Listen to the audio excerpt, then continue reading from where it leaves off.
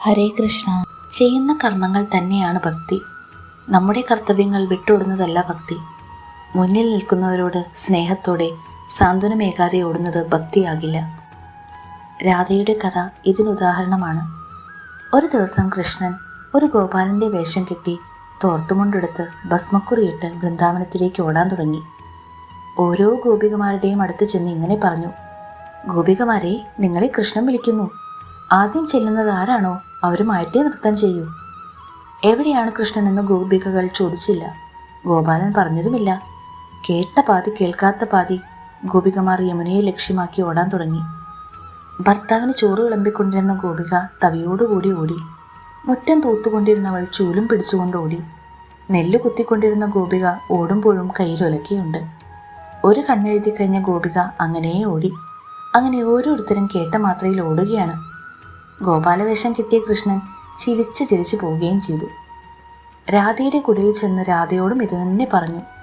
അപ്പോൾ രാധ പറഞ്ഞു: നീ ഓടി ഓടി വളരെ ക്ഷീണിച്ചിരിക്കുന്നല്ലോ, അകത്ത് കയറിയിരിക്കൂ. ഇല്ല, എളുപ്പം പോകണം. ആദ്യം ചെല്ലുന്നവരുമായിട്ടാണ് കൃഷ്ണൻ നൃത്തം ചെയ്യുന്നത്. ഇല്ലില്ല, നീ ഓടിത്തളർന്നു വന്നതല്ലേ, അല്പം പാൽ കുടിച്ചിട്ട് പോകൂ. ഇത് കേട്ട് കൃഷ്ണൻ ഞൊണ്ടി ഞൊണ്ടി വരാന്തയിലേക്ക് കയറി. എന്താണ് നീ ഞൊണ്ടുന്നത്? രാധ ചോദിച്ചു. ഓടിയപ്പോൾ കാലിലൊരു മുള്ളു കൊണ്ടതാണ്. നീ കയറിയിരിക്കൂ, ഞാൻ മുള്ളെടുത്തു തരാം. വേണ്ട, മുള്ളെടുത്തുകൊണ്ടിരുന്നാൽ കൃഷ്ണനുമായി നൃത്തം ചെയ്യാൻ പറ്റില്ല, വേഗം പോകണം, ഭഗവാൻ രാധയോട് പറഞ്ഞു. ഇതിന് രാധ പറഞ്ഞ മറുപടി: നിന്റെ കാലിലെ മുള്ളെടുക്കാതെ ഞാൻ പോയാൽ ഭഗവാനുമായി നൃത്തം ചെയ്യുമ്പോഴും ഈ മുള്ളായിരിക്കും എൻ്റെ ഹൃദയത്തിൽ കൊണ്ട് കയറുന്നത്.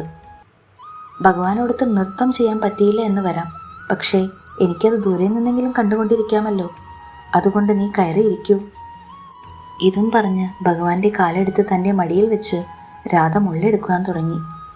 രാധ മുള്ളെടുക്കുവാൻ തുനിഞ്ഞപ്പോൾ ഗോപാലവേഷം കിട്ടിയ ഭഗവാൻ കൃഷ്ണൻ ഒളിപ്പിച്ചു വെച്ച ഓടക്കുഴൽ ചുണ്ടോട് ചേർത്തു.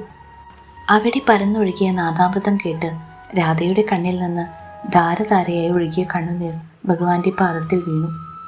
പിന്നീട് ഭഗവാൻ നൃത്തം വെച്ചത് രാധയോടൊപ്പമായിരുന്നു. ഇതാണ് പറഞ്ഞത്: കർത്തവ്യങ്ങൾ വിട്ടോടുന്ന ഭക്തിയല്ല നമുക്ക് വേണ്ടത്. വേദനിക്കുന്നവർക്ക് സാന്ത്വനമേകാതെ ഓടുന്നതും ഭക്തിയല്ല.